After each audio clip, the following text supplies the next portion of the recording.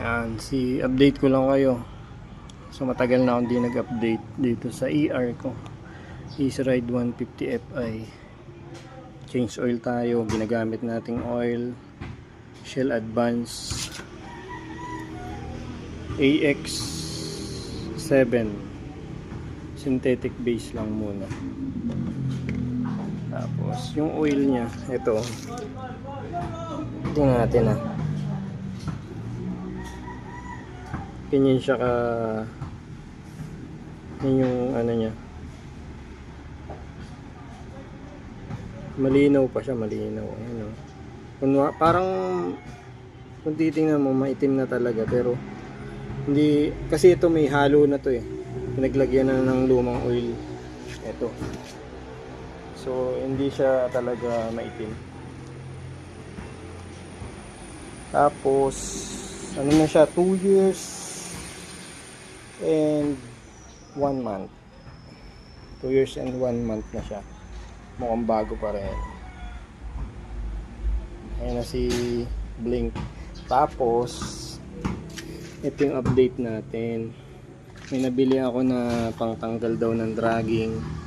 Ito, nasira yung replacement kong ito replacement ko, nasira to, naputol yung naputol spring nya. So dito stock, yung stock ko nakakabit ngayon sa panggilid. Tapos ito yung nasira, replacement. Tapos ito yung ginamit ko na center spring. Ano to 1,000 ata to. So stock lang ako, ayoko na mag-upgrade ng iba. So may nabili ako na pamalit. Ito, stock tin to, nabili ko sa taga Mexico, Pampanga. Okay pa naman siya. Tapos bell, bumili na rin ako ng bell. Ito naka-groove na to, stock din to, naka-groove. Yan, stock.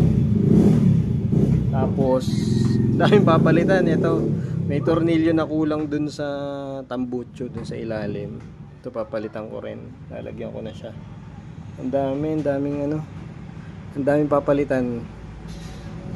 So iniutay-utay ko lang kasi wala pa tayong budget. Pero ayan yung update natin sa kanya.